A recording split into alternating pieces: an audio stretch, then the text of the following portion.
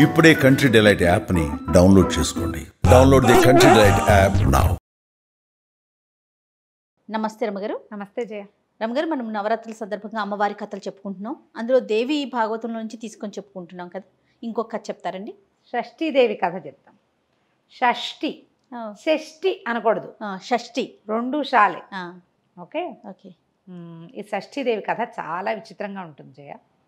పూర్వము స్వయంభవ మను ఆయన ఒక కుమారుడు ప్రియవ్రతుడు. ఆయనకి మాలతి అని ఒక భార్య ఉండేది. అయితే చాలా కాలం సంతానం కలగలేదట. ఎన్నాళ్ళో సంతానం లేకపోతే కుదరని కాలం అది.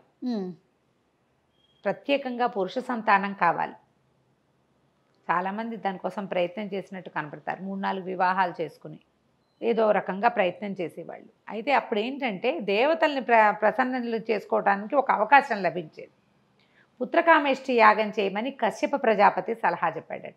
దాంతో ఈ ప్రియవ్రతుడు మా భార్యతో కలిసి పుత్రకామేష్టి యాగం చేశాడు. యాగం మీద చాలా సమయం పడుతుంది. అది చిన్నది సింపుల్ది కాదు, చాలా సమయం తీసుకుంటుంది. దాని ముందు ప్రిపరేషన్ కూడా చాలా ఉంటుంది.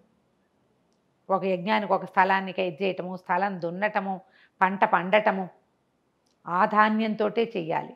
అవేవో 2 పంటలు 4 పంటలు అట్లా లెక్క ఉంది. ఇవన్నీ చేయాలి. మళ్ళీ అదంతా మామూలుగా అవ్వాలి, తడి ఆరాలి.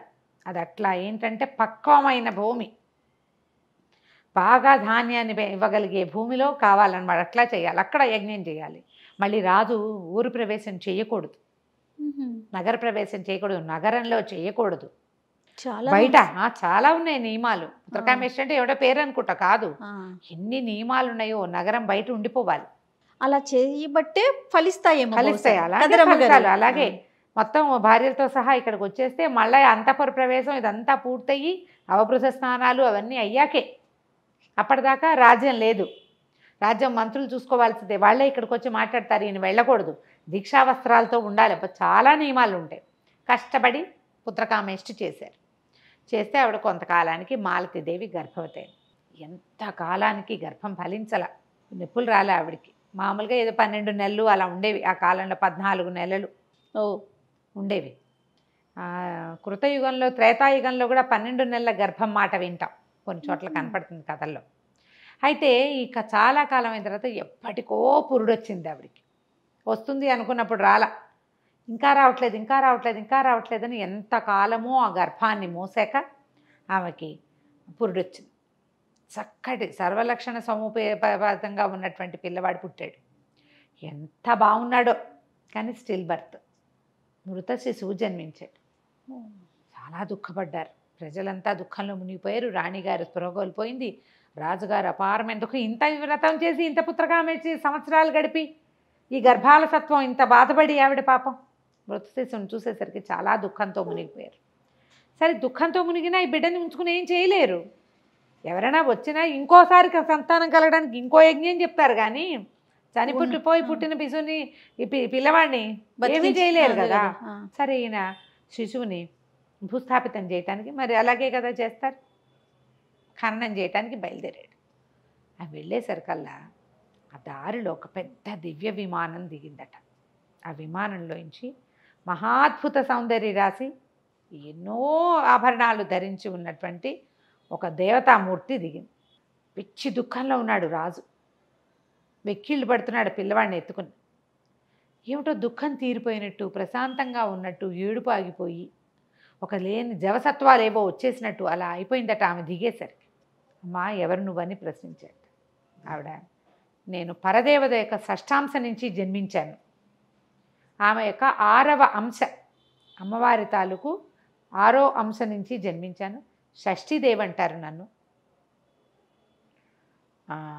గర్భము, దాని రక్షణ, శిశు సంరక్షణ, అది నా బాధ్యత, నేను అదే చేస్తాను అని చెప్పి ఆవిడ ఏం చెప్పిందంటే, వజ్రాంగుని కుమారుడైన తారకాసురుడు చాలా దేవతల్ని అందరినీ బాగా బాధపెట్టాడు. అప్పటికి శివపార్వతులు వివాహం కాల. తారకాసురుని సంహరించాలంటే కేవలము పరమేశ్వరుని యొక్క కుమారుని వల్లే సాధ్యపడుతుంది. అతనికి అలాంటి వరం ఉంది. అప్పటికి సతీ వియోగంతో విరాగిగా ఉన్న పరమేశ్వరుడు హిమాలయాల్లో తపస్సు చేసుకుంటున్నాడు. తపస్సు చేసుకుంటున్న ఆయనని మళ్ళీ వివాహం వైపుకి తిప్పటం కోసం హిమవంతుని కుమార్తె అయిన పార్వతిగా అమ్మవారు జన్మించింది. ఆమె ఆయన్ని వివాహం చేసుకుంది. కాలక్రమంలో మన్మథ దహనం జరిగిన తర్వాత పార్వతీదేవి ఎంతకాలం అపర్ణగా తపస్సు చేసిన తర్వాత శివుని వివాహం జరిగాక కొన్ని వందల దివ్య సంవత్సరాలు భార్యాభర్తలిద్దరూ క్రీడించిన తర్వాత పార్వతీదేవి ద్వారా కాకుండా కానీ ఆమె వల్ల ఆమె కోసమని శివుని వీర్యస్ఖలనమైంది. ఆ వీర్యం నుంచి జన్మించాడు కుమారస్వామి. ఎట్లా జన్మించాడు?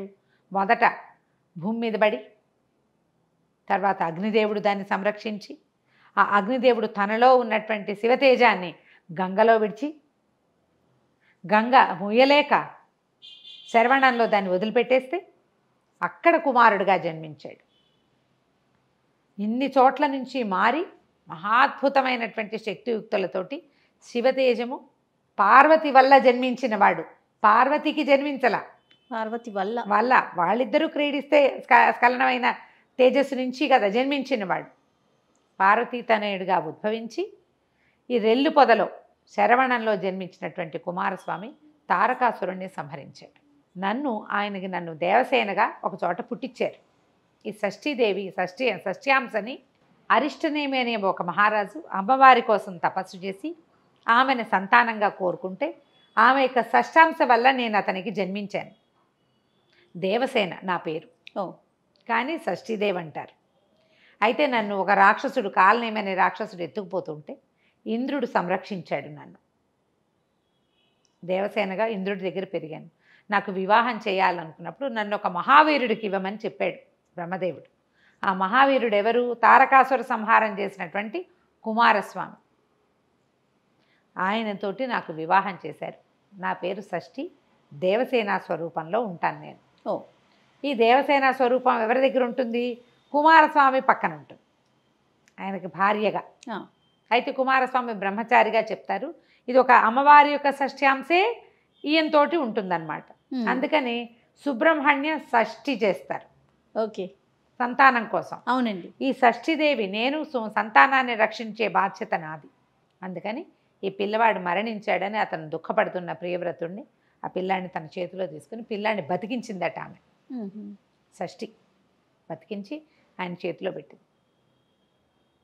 ఈ పిల్లవాడిని పెంచుకో, వీడికి రాజ్యాధికారం వస్తుంది, చాలా గొప్ప పేరు తెచ్చుకుంటాడు, ఎన్నో యజ్ఞయాగాదులు చేస్తాడు, వీడి వల్ల నీ పితృదేవతలంతా తరిస్తారని చెప్పి బతికిన పిల్లవాడిని ప్రియవ్రతుడికి మాలతిల చేతిలో పెట్టి ఆమె అక్కడి నుంచి వెళ్ళిపోయింది. శిశువు జన్మించిన 6వ రోజున తప్పకుండా ఈ షష్ఠీదేవిని స్మరిస్తారట. స్మరించే వాళ్ళు ఇది ఎప్పటి కృతయుగం నాటిది. దేవీ భాగవతం ఎప్పుడు చెప్పబడింది? వ్యాసుల వారు రాశాడు. ఆ కాలం నుంచి కూడా ఈ 6వ నాడు ఓసారి గండం దాటినట్టు, 6వ నాడు దాటితే ఇక పిల్లలు బతికి బట్టకట్టేసినట్టే. అవునవును. హాస్పిటల్స్ నుంచి 5వ రోజున పంపిస్తారు. 6వ రోజున చాలామంది స్నానాలు చేయిస్తారు. చాలా ఇళ్లల్లో ఉంటుంది. మనకంటే కూడా నార్త్ ఇండియాలో ఎక్కువ పాటిస్తారు షష్ఠిని. తర్వాత తమిళనాడు ఆ వైపు కూడా షష్ఠిని పాటిస్తారు. ఈ షష్ఠి నాడు సుబ్రహ్మణ్య ఆరాధన చేసిన వాళ్ళకి సంతానం కలుగుతుంది. షష్ఠి ఆదివారము కలిసి వస్తే ఇంకా విశేషం అని చెప్తారు. అద్భుతం. ఆ రోజు మొదలు పెట్టుకుంటారు పూజ. ప్రతి షష్ఠి ఉపవాసం ఉండటం. షష్ఠి నాడు తెల్లని పువ్వులతోటి సుబ్రహ్మణ్య ఆరాధన చేస్తే కనుక సంతానం కలుగుతుంది. ఈ షష్ఠీదేవిది ఒక మంచి స్తోత్రం కూడా ఇచ్చారు దేవి భాగవతంలో. చిన్న ఒక 8 శ్లోకాలు అలా ఉన్నాయి. దేవి భాగవతం పుస్తకం అయితే ఎవరికైనా అందుబాటులో ఉంటే చూడండి. నేను అది చెప్పగలిగేంత నోటికి రాలేదు నాకు. చదువుకోవచ్చు.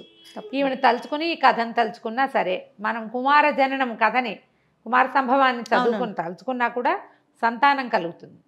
ఈ షష్ఠీదేవి ఇట్లా దేవి భాగవతంలో అమ్మవారి యొక్క షష్ఠ్యాంశ వల్ల 6వ అంశతోటి జన్మించిందని, ఆమె సంతాన సంరక్షణకి మనం ప్రార్థించవలసిన దేవత అని చెప్తారు. ఒకవేళ పిల్లలకి తరచూ అనారోగ్యాలు, ఎప్పటికప్పుడు బాలచేష్టలు అవి వస్తాయి, పిల్లలకి బెడ్డి చేష్ట వస్తుంది. అలాంటప్పుడు షష్ఠి నాడు సుబ్రహ్మణ్య ఆరాధన చేస్తే గనక, భార్యాభర్తలను కూడా అందరినీ సేవిస్తాం కదా, సుబ్రహ్మణ్యుడు వల్లి దేవసేన సమేతంగా ఉన్న సుబ్రహ్మణ్యేశ్వర స్వామిని ఆరాధన చేస్తే పిల్లల గండాలు దాటుతారని చెప్తారు. నమస్తే రమగారు. నమస్తే.